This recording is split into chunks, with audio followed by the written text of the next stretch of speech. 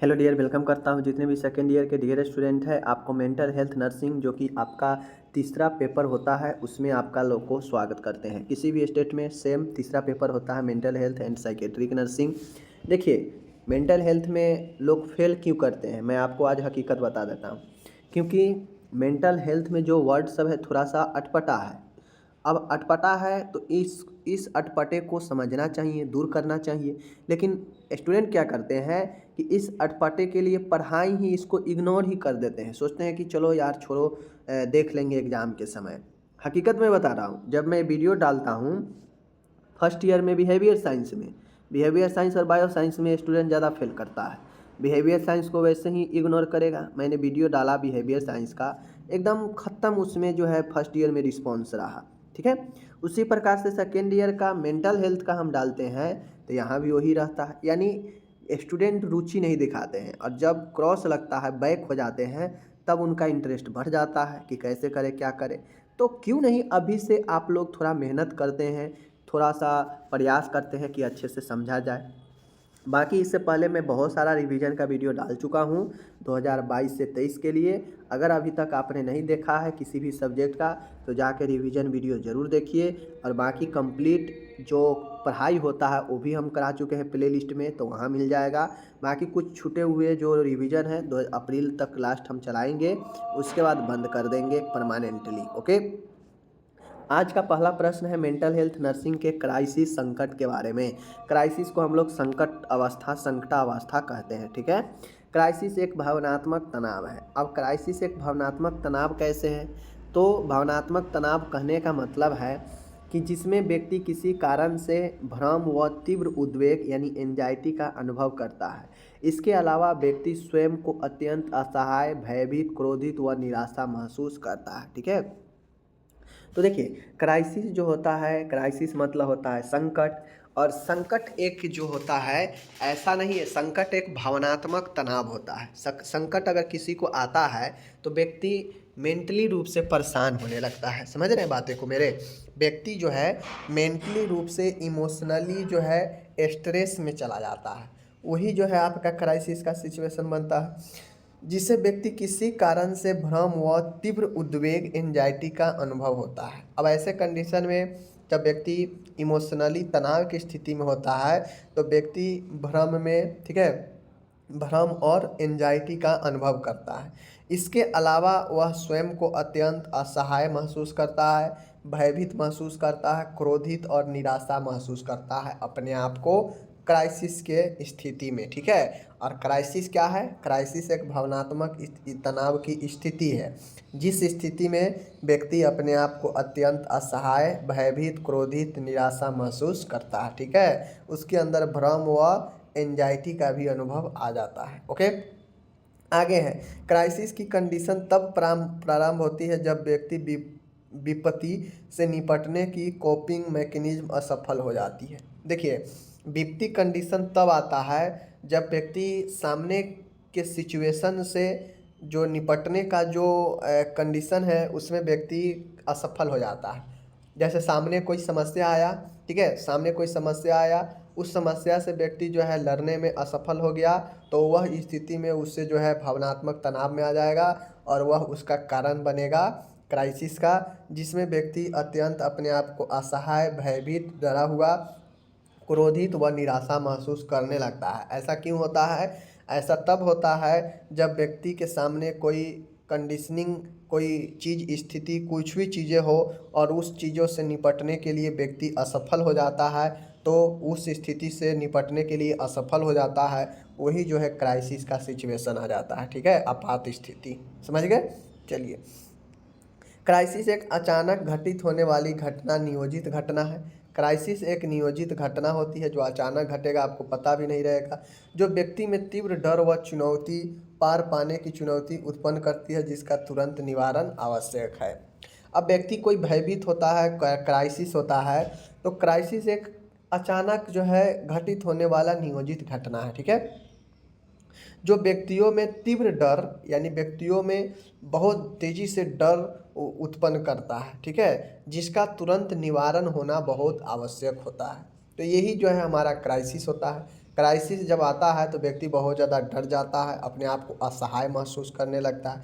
ऐसा क्यों होता है? ऐसा इसलिए होता है कि जिस सिचुएशन में व्यक्ति डर गया है, अपने आप को असहाय महसूस कर रहा है, उस सिचुएशन, उस कंडीशन से वह जो है लड़ने में असफल हो गया है, जिसके कारण उसको संकट की अवस्था आ चुका है। ठीक है, ये हो गया आपका। आगे है क्राइसिस के कारण। क्राइसिस किन किन कारणों से आता है? ठीक है, तो क्राइसिस के प्रकार व कारण, कारण अभी प्रकार देखेंगे। क्राइसिस को उनके कारणों के आधार पर 3 प्रकार से विभाजित किया गया है। क्राइसिस जो है, क्राइसिस इंटरवेंशन, यह 3 प्रकार से बांटा गया है। पहला होता है विकासात्मक, ठीक है, विकासात्मक क्राइसिस यानी विकासात्मक संकट, डेवलपमेंट क्राइसिस। एक डेवलपमेंट क्राइसिस जीवन के किसी समान घटना जैसे प्रेगनेंसी, विवाह के परिणाम स्वरूप उत्पन्न होता है। इन क्राइसिस से निपटने हेतु विशेष मॉनिटरिंग की आवश्यकता होती है। समय के साथ व्यक्ति पुनः समान तौर से कार्य करने लगता है।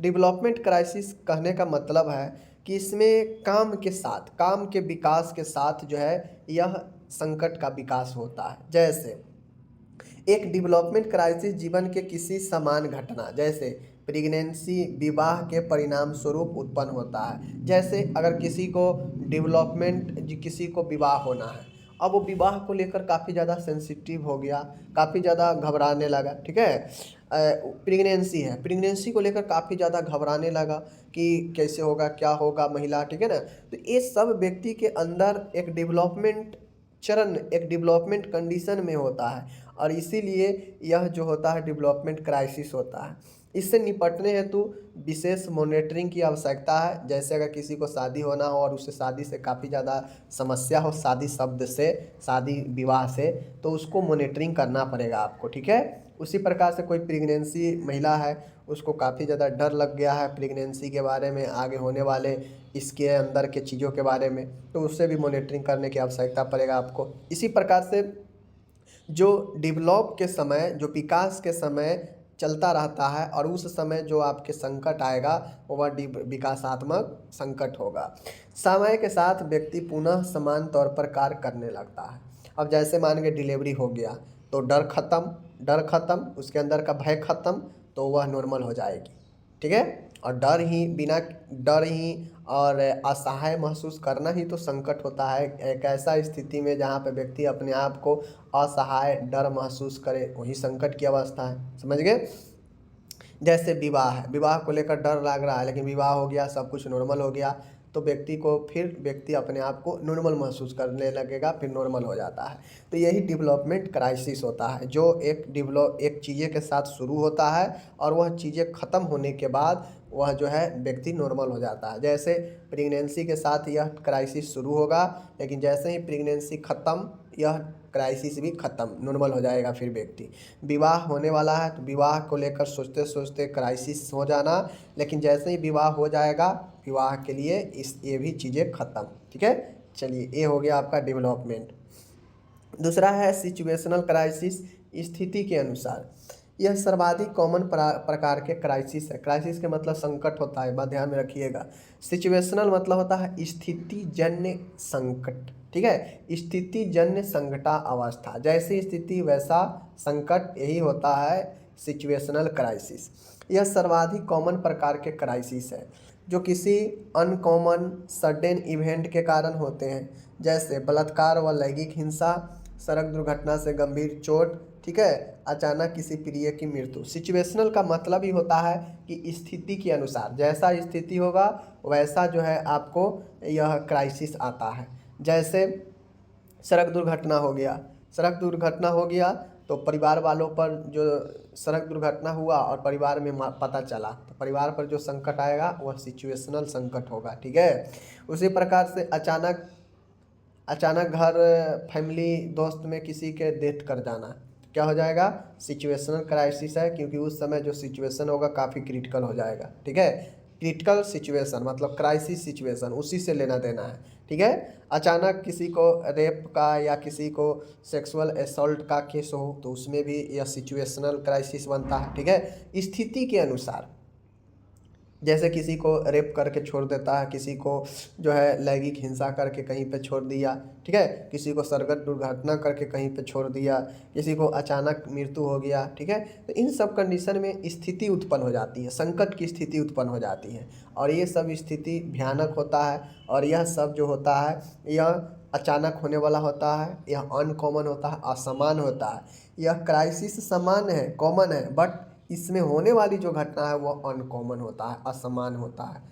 अब किसी का मृत्यु सामान्य होगा नहीं, उसी प्रकार से किसी का अचानक मृत्यु होना सामान्य नहीं हो सकता है, किसी के सड़क दुर्घटना होना ये भी सामान्य नहीं हो सकता है, किसी के साथ जो है रेप एंड सेक्सुअल असॉल्ट ये भी सामान्य नहीं हो सकता है। तो ये सब जो है अनकॉमन घटना इसके अंदर होता है, और यह सिचुएशनल स्थितिजन्य क्राइसिस कहलाता है। ओके, थर्ड है एक्सिस्टेंशियल क्राइसिस, एक्सिस्टेंशियल क्राइसिस, ठीक है, एक्सिस्टेंशियल क्राइसिस। ये क्राइसिस स्थिति तब उत्पन्न होती है जब व्यक्ति अपने जीवन के व्यापक लक्ष्यों की पूर्ति में बड़ी बाधा का अनुभव करता है। वह समय गुजरने के बाद जीवन भर पछताने का अनुभव करता है, वह जीवन व्यर्थ लगता है। इस प्रकार के क्राइसिस में आत्महत्या की दर अधिक होती है। इससे एक्सी मतलब समझ रहे हैं, पूर्व का, और इसेंशियल मतलब आवश्यक, मतलब पूर्व के कोई आवश्यक काम है और वह काम नहीं प्राप्त हो सका, वह लक्ष्य नहीं प्राप्त हो सका, और उस लक्ष्य को लेकर हम जिंदगी भर पछताते रहते हैं, पछताते रहेंगे, तो ही हमारा एक्सिस्टेंशियल क्राइसिस होगा, ठीक है, पूर्व आवश्यक संकट अवस्था, ठीक है। तो ये जो होता है इसमें होता है कि जैसे मान गए एक्सिस्टेंशियल क्राइसिस है, ठीक है, जैसे अभी कोई व्यक्ति है, समझ गए, अभी कोई व्यक्ति है, इससे किसी से प्रेम हो गया, ठीक है, बहुत प्रेम हो गया। अब मान गए इसका प्रेम अधूरा कब हो जाएगा, जब इससे शादी विवाह नहीं होगा, प्रेम अधूरा हो जाएगा, ठीक है। अब मान गए ज़िंदगी इसका अलग हो जाएगा, इसका अलग हो जाएगा, ठीक है, लेकिन ये बहुत ज़्यादा डार्क जो है फैत कर लिया इस पर। अब ये ज़िंदगी में हमेशा सोचेगा, जब भी सोचेगा इससे समस्या उत्पन्न होगा, इसे लगेगा कि मेरा जीवन जो है ऐसे ही गुजर गया और मेरा जीवन व्यर्थ है, हम जो अपने लक्ष्य की पूर्ति किए वो मेरा लक्ष्य नहीं मिल पाया, मतलब मेरा जो चीज़ें था वो मुझे नहीं मिल पाया, और यह सोच सोच के हमेशा उसे तंग करेगा, और ये संकट ऐसा संकट आता है जो व्यक्ति के आत्महत्या के लिए मजबूर कर देता है। जैसे आप लोग सोचते होइएगा कि व्यक्ति बड़ा नॉर्मल है, लेकिन अचानक से उसे पूर्व के बहुत पहले के बातों को लेकर उसके अंदर टेंशन, तनाव आ गया, और वह व्यक्ति कुछ गलत करने के लिए उतारू हो जाता है। तो वह एक संकट की अवस्था होता है जब व्यक्ति पूर्व के बातों को, पूर्व के चीज़ों को जो उससे नहीं मिल पाया हो, जो उसका असफल रह गया हो, लेकिन बहुत उसके लिए ज़रूरी था, इसेंशियल था, लेकिन वह उसे पूर्व में नहीं हासिल हो पाया हो, तो बाद में कभी चलकर वह व्यक्ति अचानक से काफ़ी ज़्यादा जो है समस्या में आ गया, टेंशन में आ जाता है, तो वह अवस्था जो है उसका क्या होता है, एक्सिस्टेंशियल क्राइसिस होता है, समझ गए। इसमें व्यक्ति क्या होता है कि ये अनुभव करता है कि उसका जीवन व्यर्थ है, वह पूर्व में जो भी लक्ष्य था वो लक्ष्य में पूर्व में पाने में असमर्थ हो गया, जिससे उसको अब लगता है कि मेरा जीवन व्यर्थ है, और इन्हीं सब चीज़ों को सोचकर वह टेंशन में आ जाता है और वह जो है आत्महत्या की प्रवृत्ति अपनाने लगता है, ठीक है। ये जो है एक्सिस्टेंशियल क्राइसिस याद रखिएगा। पहला डेवलपमेंट, दूसरा सिचुएशनल, और तीसरा जो है पूर्व के बातों को लेकर अब जो है टेंशन में आ जाना और आत्महत्या की प्रवृत्ति आना, ठीक है, समझ गए। चलिए, क्राइसिस इंटरवेंशन, आपसे क्राइसिस, अब मैंने आपको बता दिया। अब क्राइसिस के आपसे लक्षण पूछेगा तो नहीं बता दीजिएगा कि क्राइसिस के बहुत सारे लक्षण होते हैं, संकट की बहुत सारे लक्षण होते हैं, बलात्कार होता है, ठीक है, आत्महत्या होता है, सड़क दुर्घटना होता है, ठीक है, पूर्व की असफलता होता है। तो लक्षण में कुछ भी लिख दीजिएगा, सब में एग्जाम्पल हमने दे दिया है, सब में आप लिख सकते हैं अगर लक्षण पूछेगा क्राइसिस का तो, ठीक है। अब हम लोग चलते हैं क्राइसिस इंटरवेंशन में। क्राइसिस इंटरवेंशन आपसे पूछेगा। क्राइसिस इंटरवेंशन को इमरजेंसी साइकोलॉजिकल देखभाल भी कहा जाता है, ठीक है। क्राइसिस इंटरवेंशन को इमरजेंसी साइकोलॉजिकल देखभाल भी कहा जाता है। ओके, आगे चलिए। इस देखभाल के तहत इमरजेंसी साइकोलॉजिकल देखभाल के तरफ व्यक्ति को क्राइसिस संकट से उबार कर उसकी बायो साइकोसोशल यानी उसे जैविक सामाजिक मनोविज्ञान के तरफ पुनः संतुलन स्थापित किया जाता है ताकि भावनात्मक ट्रॉमा व पोस्ट ट्रॉमा स्ट्रेस डिस्ट्रेस से बचा जा सके। ठीक है, देखिए ये जो होता है क्राइसिस इंटरवेंशन को हम लोग इमरजेंसी साइकोलॉजिकल देखभाल भी कहते हैं, इमरजेंसी साइकोलॉजिकल केयर भी कहा जाता है। अब इस इमरजेंसी साइकोलॉजिकल केयर में होता यह है कि इस देखभाल के तहत व्यक्ति को क्राइसिस या संकट से उबार कर उसकी बायो साइकोसोशल फंक्शनिंग में पुनः मतलब उसके जीवन में पुनः संतुलन स्थापित किया जाता है ताकि व्यक्ति का जो इमोशनली जो ट्रॉमा है, जो पोस्ट ट्रॉमा है, इमोशनली ट्रॉमा के बाद जो स्ट्रेस आता है उससे बचा जा सके। ठीक है, देखिए ट्रॉमा के मतलब चोट तो होता है, लेकिन एक ये नहीं चोट कि हाँ व्यक्ति एक्सीडेंट हो जाए या कोई भी चीज़ से दुर्घटनाग्रस्त हो जाए तो वही जो है उसका ट्रॉमा होता है। ठीक है, ट्रॉमा के मतलब जो है मानसिक रूप से भी ट्रॉमा उसको हो सकता है, भावनात्मक रूप से भी। ठीक है, तो भावनात्मक ट्रॉमा या पोस्ट ट्रॉमा स्ट्रेस डिस्ट्रेस से बचा जा सके, यह किसका काम है? इमरजेंसी साइकोलॉजिकल केयर के। ठीक है, समझ गए? जो क्या करता है कि व्यक्ति को जीवन में समाज में पुनः काम करने के लिए जीवन को उसके स्थापित किया जाता है। ठीक है, संकट से उबार कर ताकि व्यक्ति भावनात्मक ट्रॉमा व पोस्ट ट्रॉमा डिस्ट्रेस डिसऑर्डर से बचा जा सके। ओके, क्राइसिस इंटरवेंशन के कुछ प्रिंसिपल ध्यान में रखना पड़ेगा, जैसे रिसोर्सेज मोबिलाइजेशन। देखिए क्राइसिस इंटरवेंशन का कुछ प्रिंसिपल आपको माइंड में रखना पड़ेगा। जैसे पहला प्रिंसिपल है रिसोर्सेज मोबिलाइजेशन। रिसोर्सेज मोबिलाइजेशन का मतलब है कि पीड़ित व्यक्ति को क्राइसिस से उबारने के उपाय व उपकरण प्रदान करना। रिसोर्सेज के मतलब क्या होता है? संसाधन। तो ऐसा कुछ संसाधन जो पीड़ित व्यक्ति को क्राइसिस से उबारने के उपाय में मदद आए, तो ऐसा रिसोर्सेज देना चाहिए। पहला है रिसोर्सेज मोबिलाइजेशन। इसमें पीड़ित व्यक्ति को उपकरण या उपाय के सहायता से उबारने का प्रयास किया जाता है। ठीक है, दूसरा प्रिंसिपल है फैसिलिटी अंडरस्टैंडिंग।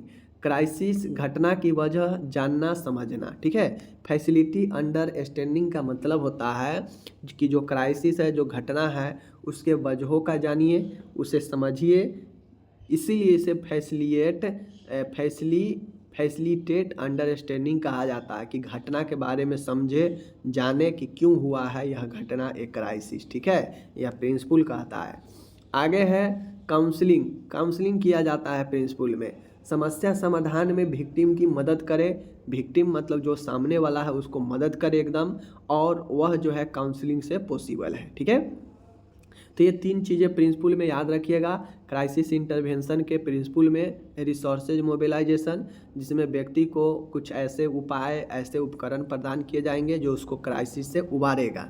फैसिलिटेट अंडरस्टैंडिंग का मतलब है कि क्राइसिस के घटना, वजह, इनको समझेंगे, जानेंगे, तब जाके हम उसका निवारण कर सकते हैं।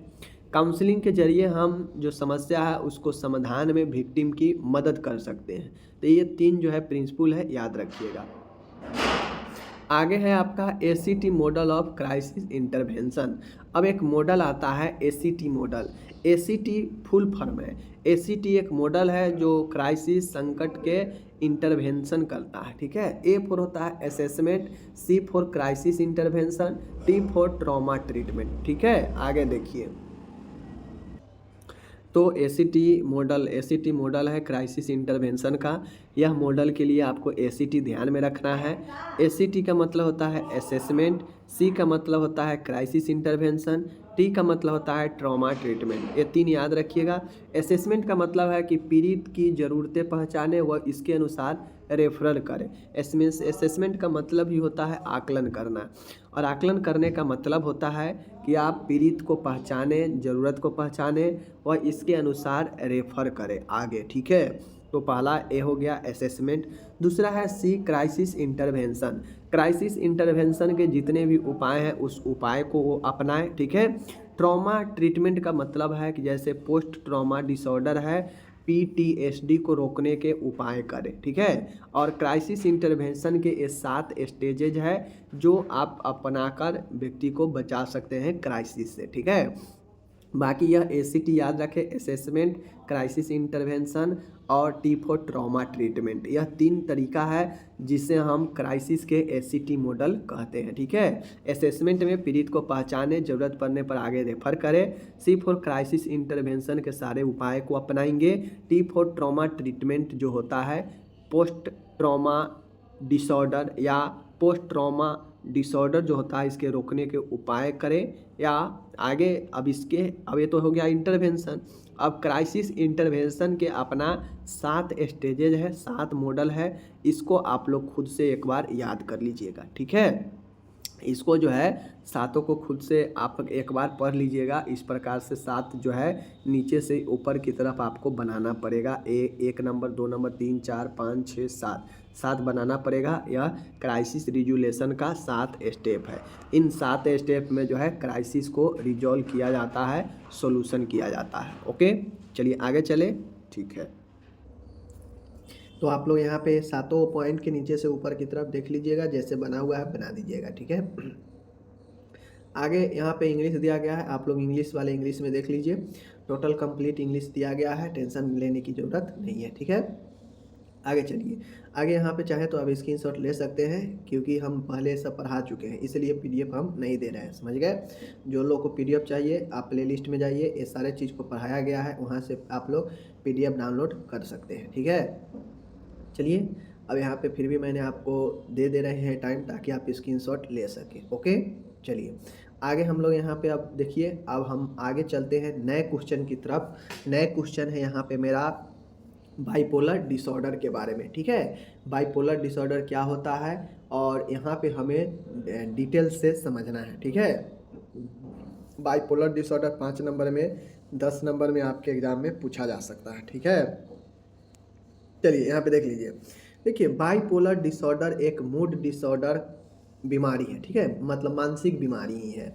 बाइपोलर मूड डिसऑर्डर एक तरह की कम्प्लेक्स बीमारी है, एक तरह की जटिल बीमारी है। बाइपोलर डिसऑर्डर अगर किसी को होता है तो यह काफ़ी एक जटिल समस्या है, ठीक है, मानसिक रोग का, जिसमें रोगी को मन लगातार कई महीनों या हफ्तों तक या तो बहुत उदास रहता है या बहुत खुश रहता है। इस रोगी को मैनिक डिप्रेशन भी कहते हैं। देखिए बाइपोलर डिसऑर्डर में 2 तरह के बीमारी होता है, ठीक है। व्यक्ति में आपको पता नहीं चलेगा कि व्यक्ति कब खुश है, कब बहुत ज़्यादा दुखी है, ठीक है। कई महीनों तक, कई दिनों तक, कई सप्ताहों तक जो है व्यक्ति बहुत ज़्यादा या तो खुश रहेगा या फिर बहुत ज़्यादा उदास रहता है, ठीक है। इस कंडीशन में व्यक्ति में जो लक्षण होता है वह मैनिक यानी मेनिया का, और डिप्रेशन मतलब अवसाद यानी डिप्रेशन का, दोनों का लक्षण एक व्यक्ति में हो सकता है। उसे ही हम लोग बाइपोलर मूड डिसऑर्डर कहते हैं, जिसमें व्यक्ति का मूड एकदम बिगड़ जाता है, कई महीनों तक कभी खुशी कभी बहुत ज़्यादा दुखी, समझ गए, बना रहता है। यह साइक्लिक डिसऑर्डर है। यह साइक्लिक डिसऑर्डर कहने का मतलब है कि यह चक्रीय चलते रहता है, ठीक है। ये चक्रीय चलते रहता है, जिसमें पीड़ित व्यक्ति को मनोदशा बारी बारी से 2 अलग अलग विपरीत अवस्था में जाती रहती है। साइक्लिक डिसऑर्डर कहने का मतलब है कि एक बार व्यक्ति को मैनिक का लक्षण हुआ, दूसरे बार डिप्रेशन का लक्षण आया, फिर एक बार मैनिक का लक्षण आया, तो फिर एक बार डिप्रेशन का लक्षण आया, और यह साइकिल बाई साइकिल चलते रहता है। तभी यहाँ पे कह रहा है कि यह एक साइक्लिक डिसऑर्डर है, जिसमें व्यक्ति पीड़ित जो होता है, पीड़ित व्यक्ति का जो मन की दशा है बारी बारी से 2 अलग अलग, यानी एक बार मेनिया का और एक बार डिप्रेशन का, और दोनों एक दूसरे से विपरीत है। डिप्रेशन में जहाँ व्यक्ति बहुत ज़्यादा दुखी होता है, वहीं पे मेनिया में पेशेंट बहुत ज़्यादा खुशी होता है। तो यही 2 अलग अलग विपरीत अवस्था में जाती रहती है साइक्लिक, ठीक है। एक बार दुखी, एक बार सुखी, एक बार दुखी, एक बार खुशी, और ये चीज़ें ज़्यादा रहता है। ऐसा नहीं है कि खुश हो गया तो अच्छी बात है, नहीं, ज़्यादा खुश होना भी गलत चीज़ है। ज़्यादा खुश होना भी एक मेनिया का लक्षण बनता है। बातों को समझ रहे हैं। अब ये चीज़ें हो गया, बाइपोलर डिसऑर्डर के बारे में समझ गए, ठीक है। बाइपोलर डिसऑर्डर, बाइपोलर कारण क्या होता है। बाइपोलर मूड डिसऑर्डर के अनेकों या बाइपोलर मूड डिसऑर्डर का अनेकों कारण हो सकता है, ठीक है। देख लीजिए, पहला कारण होता है जीनेटिक कारण, ठीक है। शोध में पाया गया कि बाइपोलर डिसऑर्डर आनुवांशिक है। यदि माता पिता में किसी को यह विकार है तो बच्चों में भी इस बीमारी के होने की संभावना बढ़ जाती है। तो जीनेटिक फैक्टर बहुत बड़ा फैक्टर होता है मानसिक रोगों के लिए। अगर माता पिता में से किसी को अगर एक को प्रभावित किया है पहले ये, तो बच्चे में भी होने की संभावना बढ़ जाती है, पहला कारण। दूसरा कारण तनाव बनता है, स्ट्रेस। तनाव कहने का मतलब है कि बाइपोलर डिसऑर्डर में तनाव भी इस बीमारी का एक कारण है। ज़िंदगी में अधिक तनाव, जैसे घर में वित्तीय समस्या व कोई दूसरा मानसिक तनाव से बाइपोलर डिसऑर्डर आता है। अब तनाव क्या करता है, तो मान लिया आपको तनाव ग्रसित कर लेगा लंबे समय तक, तो अधिक तनाव क्या करेगा, लंबे दिनों से आप अगर तनाव में है तो धीरे धीरे यह तनाव क्या करेगा, डिप्रेशन में ले जाएगा, और फिर जो है आप में हो सकता है बाइपोलर का लक्षण आ जाए। ठीक है, तो तनाव भी व्यक्ति को कारण बनता है। न्यूरोकेमिकल कारण। न्यूरोकेमिकल कारण का मतलब है कि शरीर में neurotransmitter NOR, epinephrine, serotonin dysfunction भी इसका मुख्य कारण है। यानी जो दिमाग है, ब्रेन में केमिकल है, उस केमिकल में क्या होता है कि आपको डिस्फंक्शन मतलब काम गड़बड़ाने के कारण, जैसे नॉर एपिनेफ्रिन, सेरोटोनिन, इसमें फंक्शन गड़बड़ाने के कारण भी जो है आपके हो सकता है ये समस्या। ड्रग के आदि। शराब व नशीले पदार्थों का अधिक सेवन करने वाले भी इस बीमारी के जोखिम अधिक होती है। जो व्यक्ति ड्रग के व्यसन है, लत लग चुका है, तो उसको जो है क्या होता है, शराब व नशीले पदार्थ में ज़्यादा डूब जाने से होता यह है कि व्यक्ति को इस बीमारी का जोखिम भी अधिक रहता है। ठीक है, मैंने 4 कारण आपको बता दिया। क्या बता दिया, जीनेटिक्स फैक्टर बता दिए, ड्रग व्यसन बता दिए। ठीक है, उसके बाद मैंने क्या बताया, न्यूरोकेमिकल कारण बता दिए, और न्यूरोकेमिकल में असमानता होना, और तनाव बता दिए। ये आपको याद रखना है, कारण बता दिए। आगे चलिए, बीमारी का रूप कहिए या बीमारी का प्रकार कहिए। बाइपोलर डिसऑर्डर का प्रकार है, टाइप 1 है, बाइपोलर 1 है। मरीज में एक बार मैनिक एपिसोड 3 से 6 माह तक, इसके बाद हल्का डिप्रेशन रहता है लगातार 2 सप्ताह। ठीक है, बाइपोलर अगर 1 हुआ है तो उसमें व्यक्ति को मैनिक एपिसोड मतलब मेनिया का जो लक्षण है 3 से 6 महीने तक रहेगा, उसके बाद हल्का डिप्रेशन 1 से 2 सप्ताह तक रहेगा, तो ये बाइपोलर 1 होगा। ठीक है, बाइपोलर 2 में बार बार डिप्रेशन के एपिसोड प्लस कभी कभी हाइपोमेनिया। टाइप 1 में मेनिया ज़्यादा आएगा, डिप्रेशन कम आएगा। ठीक है, देख सकते हैं। टाइप 2 में, बाइपोलर 2 में डिप्रेशन बार बार आएगा, डिप्रेशन में व्यक्ति बार बार जाएगा, लेकिन मेनिया हाइपो होगा, मतलब कम होगा कभी कभी। ठीक है, तीसरा है रैपिड साइक्लिक। रैपिड साइक्लिक कहने का मतलब है कि साल में कम से कम 4 बार उदासी या मेनिया होना। रैपिड साइकिल है, इसमें व्यक्ति को कम से कम साल में 4 बार डिप्रेशन या 4 बार मेनिया होगा ही होगा। यह साइक्लिक में चलते रहता है। ठीक है, और यही बाइपोलर डिसऑर्डर है। बाइपोलर डिसऑर्डर को समझना बड़ी ही आसान है, मैंने समझा दिया आपको। ठीक है, चलिए आगे चलते हैं। अब इस बीमारी के क्या लक्षण हो सकते हैं, डिप्रेशन एपिसोड। देखिए, तो इसमें हमको पता है कि बाइपोलर में एक डिप्रेशन होता है, एक मेनिया होता है, दोनों लक्षण व्यक्ति में पाया जाता है। तो पहले डिप्रेशन के क्या क्या लक्षण होंगे, तो डिप्रेशन में व्यक्ति अधिक उदासी होना, दुखी होना, ठीक है, किसी भी काम में रुचि न रखना, चिड़चिड़ाहट, घबराहट, भविष्य के बारे में सोचकर निराशा हो जाना, शरीर में ऊर्जा की कमी, स्वयं से नफरत करना, नींद की कमी, मन ही मन रोने की तीव्र इच्छा होना, आत्मविश्वास में निरंतर कमी आना, मन में आत्महत्या का विचार, वजन में एकदम वृद्धि कमी होते रहना, तो ये सब डिप्रेशन का लक्षण है। डिप्रेशन में व्यक्ति बहुत ज़्यादा अपने जीवन से उदासी, दुख हो जाता है, उसे अपने अंदर ही अंदर रोने का मन करेगा, व्यक्ति को आत्महत्या करने का भी मन आ जाता है। ठीक है, नींद नहीं आएगा ऐसे व्यक्ति को, भविष्य के बारे में बहुत सोचने लगेगा, बहुत चिड़चिड़ापन, घबराहट टाइप से, किसी भी काम में रुचि नहीं रखेगा, तो ये सब डिप्रेशन वाला को होता है। ठीक है, अब मेनिया वाला, मेनिया के लक्षण काफ़ी इंटरेस्टिंग है। अब मैं यहाँ पे आप लोग को एक चीज़ क्लियर कर देता हूँ। डिप्रेशन के लक्षण बता दिए, अब यहाँ से आपको मेनिया और डिप्रेशन दोनों क्वेश्चन आप लिख सकते हो। ठीक है, बाइपोलर पढ़ा रहे हैं तो यहाँ से आप मेनिया और डिप्रेशन डिटेल्स में नहीं, लेकिन जानकारी आपको ज़रूर हो जाएगा मेनिया और डिप्रेशन दोनों के बारे में। तो ये कहिएगा कि सर मेनिया का रिवीजन नहीं कराए, डिप्रेशन का रिवीजन नहीं कराए, तो आप बुर्बक हैं। समझ गए कैसे क्योंकि मैं आपको यहाँ पे लक्षण भी बता दिया, ये भी बता दिए कि मेनिया में क्या होता है, डिप्रेशन में क्या होता है, और आगे इसका ट्रीटमेंट भी बता देंगे। और नर्सिंग इंटरवेंशन तो सब में एक जैसे होगा, कोई भी बीमारी हो मानसिक रोग के, जितने भी साइकोटिक बीमारी है सबको एक तरह से हम लोग जो है लिख देंगे नर्सिंग इंटरवेंशन। तो ये चीज़ें हैं, ठीक है। रिवीजन में उतना डिटेल में नहीं जाया, आपको पकड़ना पड़ेगा। मेनिया के जो लक्षण होते हैं देख लीजिए। मेनिया में जो व्यक्ति होता है उसको रियलिटी दुनिया से कोई लेना देना नहीं रहता है, रियलिटी से उसका नाता, वास्तविकता से उसका नाता जो है, संबंध जो है टूट जाता है। बिना किसी वजह के कानों में आवाज़ें सुनाई दे रहा है। जो मेनिया के व्यक्ति होगा वह बैठा कहीं रहेगा तो उसको लगेगा कि हमारे बारे में कोई बात कर रहा है, उसके कान में इस प्रकार से आवाज़ आएगा, ठीक है। तेजी से भाषण देना, मेनिया के व्यक्ति को लगता यह है कि हमारे बात दूर तक नहीं जा रहा है, तो वह तेजी से बोलेगा, तेजी से उच्च आवाज़ में भाषण देगा। लगातार बोलते जाना, मेनिया वाला पेशेंट जो होता है काफ़ी ज़्यादा बोलता है, बचर बचर, ठीक है। एक विचार से दूसरे विचार पर तेजी से जाना, व्यक्ति का जो फ्लाइट ऑफ आइडिया है, मन का जो विचार है बदलते रहता है, बहुत जल्दी जल्दी बदल देगा, ठीक है। नींद की ज़रूरत महसूस न होना, ऐसे व्यक्तियों में ये लगता है कि हमें नींद की कोई ज़रूरत नहीं है। अपने आप को बड़ा व्यक्ति समझना, ग्रैंडियोज डेलूजन, व्यक्ति में ऐसा भ्रम होता है, उसे लगता है कि सबसे बड़ा व्यक्ति, सबसे महान व्यक्ति हम ही हैं, ठीक है। नींद व भूख में कमी आ जाता है। अत्यधिक खर्चा करना, व्यक्ति जो है बहुत ज़्यादा खर्चीला हो जाता है। अत्यधिक योजना, प्लानिंग बहुत ज़्यादा बनाएगा। तो यह सब मेनिया ठीक डिप्रेशन के उल्टा है, समझ गए।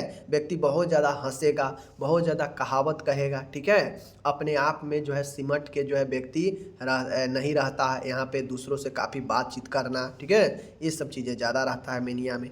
तो दोनों का लक्षण बता दिए, आगे चलिए। अब रही बात उपचार के दो प्रमुख बिंदु है, बाइपोलर डिसऑर्डर के ट्रीटमेंट। तो ट्रीटमेंट करने के लिए सबसे पहला मूड स्टेबलाइजर दवा होता है। पहला मूड को स्टेबलाइज करना, स्थित करना। दूसरा है अन्य लक्षणों से राहत प्रदान करना, ठीक है। दो बिंदु है, इसी दो बिंदु पर काम किया जाता है। मूड को स्थिर करने हेतु मूड स्टेबलाइजर ड्रग का प्रयोग किया जाता है, जिसमें लिथियम सर्वाधिक प्रभावकारी और लाभकारी दवा है। यह लिथियम मेनिया के लिए उपयोग किया जाता है। मेनिया में व्यक्ति बहुत ज़्यादा इधर उधर डिस करने लगता है, तो उसको स्थिर करने के लिए लिथियम ड्रग, जो कि मूड स्टेबलाइजर ड्रग है, यह सर्वाधिक उपयोग किया जाता है, ओके। अन्य मूड स्टेबलाइजर ड्रग में सोडियम वैल्प्रोट है, कार्बामेज़ापाइन है, ठीक है। यह भी दवाई है जो मूड को स्टेबलाइज किया जाता है, ठीक है, जिससे व्यक्ति न ज़्यादा बकर बकर बोलता है और न ज़्यादा दुख रहता है, उससे नींद आएगा, सोएगा, ठीक है। आगे है मूड स्टेबलाइजर के अन्य लक्षणों में राहत हेतु एंटीसाइकोटिक ड्रग भी मरीज को दी जाती है। अब यहाँ पे ये कह रहा है कि मूड स्टेबलाइजर मन को स्थित करने के साथ अन्य लक्षण है, अन्य मानसिक रोगों का लक्षण दिख रहा है, तो उसका भी दवाई दिया जाता है, जिसे एंटीसाइकोटिक ड्रग कहते हैं। एंड लास्ट में है कि डिप्रेशन से बचाव के लिए एंटी डिप्रेसेंट दवाइयाँ दिया जाता है। तो ये एंटी डिप्रेसेंट जो दवाई हैं ये सब आपको दिया जाता है, जो डिप्रेशन से बचाता है। अब आप लोग देख लीजिए, बहुत सारा डिप्रेशन के दवाइयाँ हैं, इन सारे दवाइयों का इस्तेमाल जो है डिप्रेशन के लक्षण में, डिप्रेशन आने पर किया जाता है। और बाकी बाइपोलर डिसऑर्डर है तो इसमें आपका साइकोथेरेपी भी संभव है, ठीक है, साइकोथेरेपी भी किया जाएगा। और गंभीर सिचुएशन में आपको ईसीटी भी पेशेंट को दिया जा सकता है। तो उपचार के अन्य विधि में ईसीटी लिख दीजिएगा, साइकोथेरेपी लिख दीजिएगा, ठीक है, हो गया। चलिए अब मिलते हैं। यहाँ पे जितना पढ़ाए हैं सबका यहाँ पे इंग्लिश दिया गया है, आप चाहें तो इंग्लिश में इसको क्लियर कर सकते हैं, कोई दिक्कत नहीं है, ठीक है। टोटल इंग्लिश में मैंने दे दिया है, ताकि जो भी मेरे डियर है इंग्लिश वाले, इंग्लिश में भी अपना क्लियर कर ले चीज़ें को, ठीक है। चलिए अब आपको कोई भी प्रॉब्लम हो, समस्या हो, पूछ सकते हैं। मेरे तो जितना अच्छा लगता है मैं पढ़ा देता हूँ आप लोग को। आप अब नहीं मेहनत कीजिएगा तो पॉसिबल नहीं है कि कुछ अच्छा हो पाएगा, समझ गए। क्योंकि हमारे पढ़ लेने से, पढ़ा देने से, समझा देने से कुछ नहीं होने वाला है, जब तक आप लोग कुछ नहीं अपने से कर पाएंगे, ठीक है। चलिए मिलेंगे आपसे, और ये सब इम्पोर्टेंट क्वेश्चन है, इसलिए मैं आपको करा देता हूँ ताकि आप लोग को कोई दिक्कत आगे चल के ना हो, ठीक है।